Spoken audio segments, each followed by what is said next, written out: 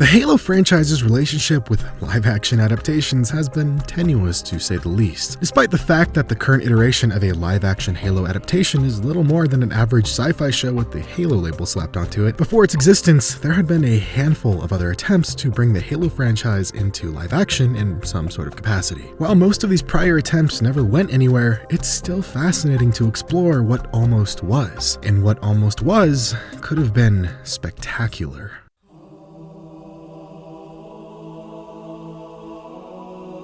The Halo series was originally conceived by game developers Bungie Studios. The root of the Halo franchise can be traced back to a real-time strategy game known as Armor, which Bungie was developing for the Apple Macintosh platform in the late 90s. However, as development progressed, the team shifted the scope of the game to a third-person shooter, then changed the name multiple times before landing on Halo, and eventually created a first-person shooter with a rich science fiction universe. Halo Combat Evolved was released in 2001 alongside the original Xbox. Developed by Bungie Studios, it introduced players to the Spartan super soldier known as the Master Chief, as he battles the Covenant on a mysterious ring world called Halo. The game was a massive success and was praised for its engaging single-player campaign, innovative mechanics, and revolutionary multiplayer mode.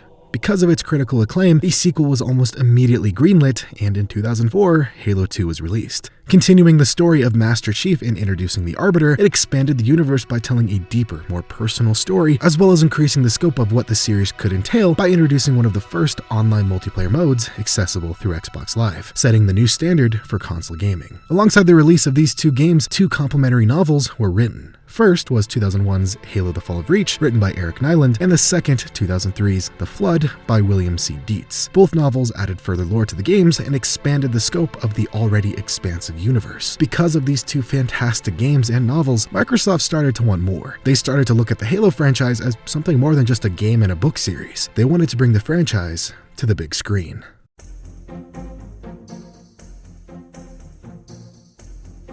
Wanting to strike while the iron is hot, Microsoft wanted to make the jump and create a Halo movie. Former Columbia Picture president Peter Schlessel first championed the project and deliberately worked outside the typical studio system in a way to avoid development hell that ruins many adaptations. Schlessel was able to convince Microsoft to pay screenwriter Alex Garland $1 million to write an original Halo script before any studio had signed on to produce the movie. At the time, Garland was a hot commodity as he had just written the critically acclaimed 28 Days Later. And the studio believed that his handling of horror themes in the film could perfectly match the horror elements found in Halo. Many years later, Garland would have this to say about the project. The script I wrote was basically the same as the first Halo game. It took an element of the second Halo game for the ending, and basically I sat down with those guys at Bungie and Microsoft and said what I would do is a very faithful adaptation. I had bits of imagery in my mind. A lot of them came from the game, but you could also relate that imagery to other things, like a less satirical version of Starship Troopers. Alex Garland's script would eventually leak online, and I'll just briefly summarize the events of the script. If you want a far more in-depth breakdown, I highly recommend watching Hidden Xperia's video on the topic. As with all the sources used in this video, links are in the description. Garland's script began with a very brief dream sequence on Reach before cutting to the opening of Halo Combat Evolved. While fighting off the Covenant on the Pillar of Autumn, Chief runs into Jenkins, who gives him a custom pistol with "Nothing Personal" engraved onto it. Landing on Halo, Chief reunites with Marines and learns that Keyes was taken by the Covenant after the Autumn crashed. Rendezvousing with other survivors on Alpha Base, Chief goes to sleep and has another dream about the Fall of Reach, but is woken up by ODSTs torturing an elite. Gearing up with the other ODSTs, they all sneak aboard the Covenant ship, Truth and Reconciliation, and rescue Keyes, and after Cortana interfaces with the ship, tells them about Halo and says when the Autumn crashed, it woke something up that scared the Covenant. Wanting to use whatever this thing that scares the Covenant is, Keyes and the ODSTs head there, while Chief is sent to the Silent Cartographer. Keyes and the ODSTs reach the site where this something is and find dozens of dead bodies before they are attacked by the Flood.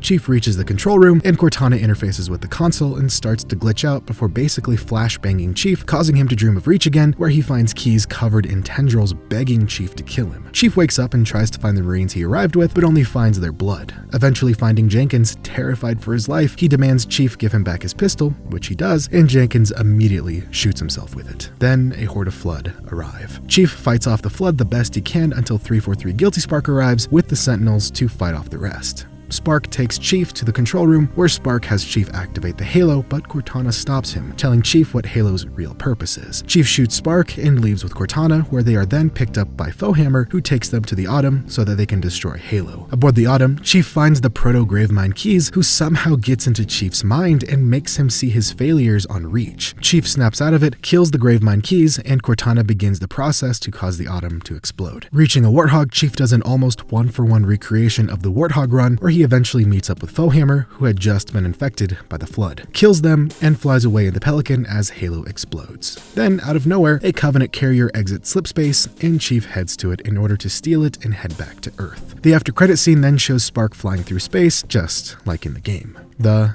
end. Garland's script was then allegedly pitched to 6 major studios by messengers dressed as Master Chief. However, Microsoft was pretty ambitious with their asking price, as they were selling the Halo IP for $10 million, as well as asking for 15% of the film's theatrical gross. From their point of view, their franchise had already sold $600 million worth of video games, so this was a non-risk drop in the bucket for them. The studios they were pitching to didn't feel quite the same as most, obviously, passed on the deal, citing the disproportionate reward for total lack of risk for Microsoft. Eventually, both Fox and Universal became interested in the project and, strangely enough, decided not to bid against one another, but instead work as partners on the adaptation. At the time of this deal, it was the largest intellectual property deal in film history, as the 2 studios agreed to pay Microsoft $5 million and agreed to give Microsoft 10% of the theatrical gross. Universal Studios would oversee production and distribution of the movie in the US, while Fox would release the film overseas, and both studios would split the revenue 50-50. Around that time, Universal production president Mary Parent had seen a 6-minute short by South African director Neil Blomkamp called Alive in Joburg, and wanted the new up-and-coming director to helm the project, with Peter Jackson acting as producer/mentor for Blomkamp. However, things began to take a turn. Prior to his involvement in Halo, Peter Jackson had earned the highest salary ever paid to a film director in advance of production, that being $20 million, with 20% of the theatrical gross for his remake of King Kong. When Jackson agreed to produce Halo, he expected the same treatment, despite the fact 10% was still going to Microsoft. So before the film even went into production, its budget was getting extremely bloated, and both studios would not be making as much money as they wanted, which did not sit well with Fox executives. They had grave concerns about the spiraling development costs of the film, and allegedly, Fox reached out to the Microsoft CEO and asked them to remove Universal from the deal so that they could save some money on the project. By 2006, with the budget having reached $135 million,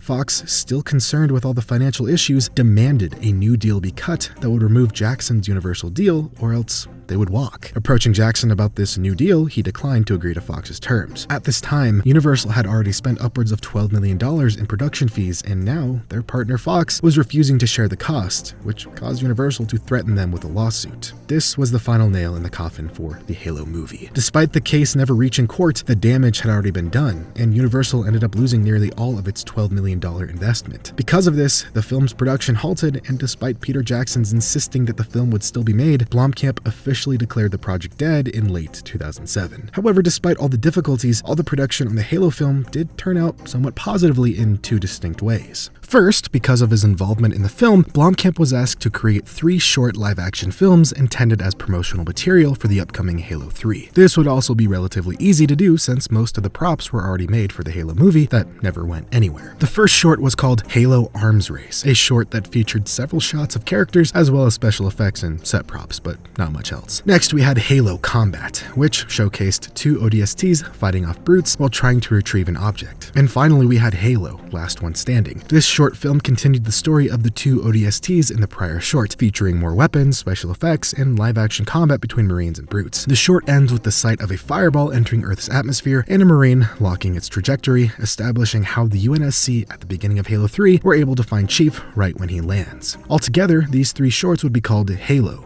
Landfall. This essentially acts as a proof of concept of what Blomkamp's Halo film probably would have looked like. And after learning about it and seeing this, boy does it hurt my poor little Halo heart, because goddamn, this looked amazing. Regardless, after this short came out, the second positive thing to come out of this Halo film disaster was the continued partnership of Peter Jackson and Neil Blomkamp, as the two decided to pursue an alternative project, which became District 9. And if you look close enough, some of the items featured in District 9 are actually repurposed props that were originally going to be featured in the Halo film. Despite the positives and mostly negatives that came out of the Halo film's tenuous production history, Microsoft, after a time, was able to reclaim the rights to adapt the Halo IP, which they then decided to shift mediums from the big screen to the small screen.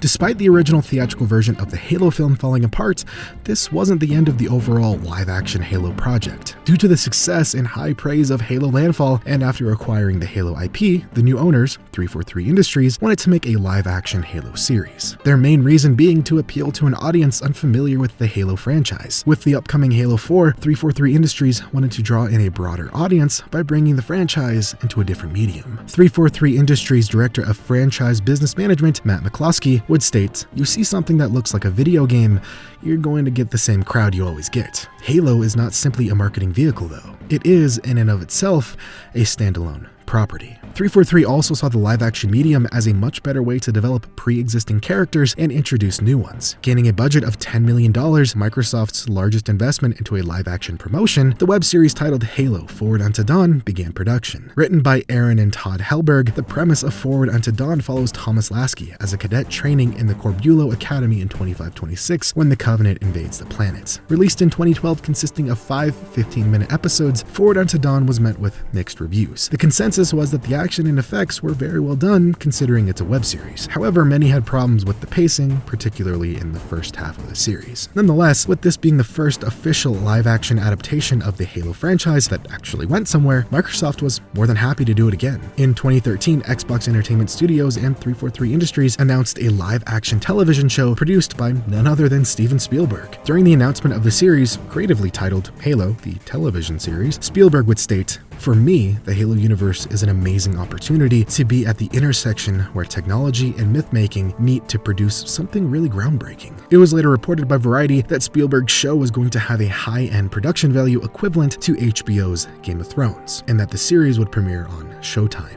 While the series was in the process of being developed, in the background, another short web series began production. Once again being granted a budget of $10 million, Microsoft really likes that number for some reason, 343 Industries wanted to expand the scope from their last project and create a web series more ambitious than the last. Hiring Ridley Scott to helm the project, the series Halo Nightfall entered production. The premise of the web series would have the main characters on a mission aboard the fragment of Alpha Halo. The short would evolve into an origin story for Agent Locke, the new playable character in Halo 5 Guardians. The plot followed an ONI investigation following a terrorist attack that released a biological weapon that somehow only targeted humans, with the origins of the bioweapon being on the Halo fragment. Halo Nightfall was originally planned to have narrative connections to Spielberg's Halo series. However, as we'll soon see, it didn't quite work out that way.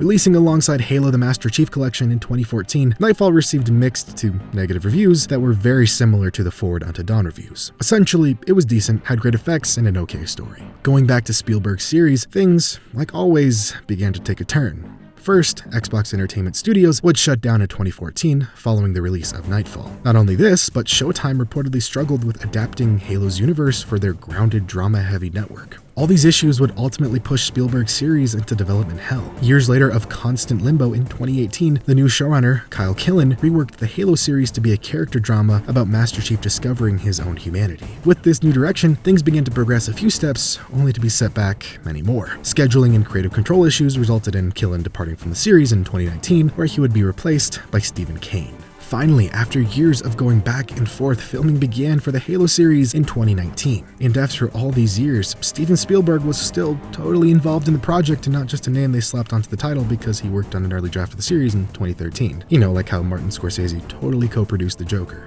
Anyway, as production was wrapping up in 2021, Showtime's parent company, Paramount, announced Halo would premiere on their new streaming service, Paramount Plus. And finally, after being in development hell for years, gaining and losing directors, writers, and producers, Halo would launch on Paramount Plus in March 24th, 2022.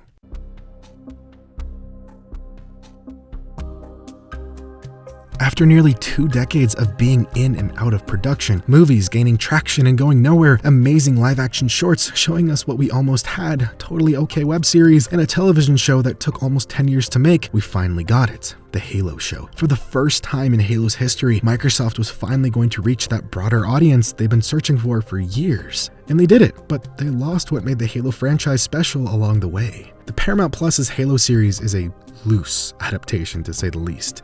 Yes, they have most of the same characters, same locations, same aliens, etc. However, it's not really Halo anymore. The Halo series that was created was claimed to be adapted from the Halo books, with Stephen Kane stating, "We didn't look at the game. We didn't talk about the game, we talked about the characters and the world. So I never felt limited by it being a game." However, in doing so, they lost what made Halo unique, because the books in themselves are complementary to the games. Regardless, Season 1 of the Halo show achieved mixed reviews, with fans of the series scoring it fairly poorly and critics scoring it as an okay series, with the review aggregate site Metacritic giving it a 61 overall. The consensus was that the series had great action, but an extremely poor narrative. Season 2 went up a few points to 64 on Metacritic, and some narrative issues were ironed out, but many still remained. At the time of writing this, Halo Season 3 has still yet to be confirmed. So after years of trial and error, financial squabbles, misdirection, mismanagement, and missed opportunities, an official live-action Halo series produced by a major Hollywood studio finally released. And was this the product Halo fans always wanted? Some say yes, most say no, and those who don't know the series say they don't care.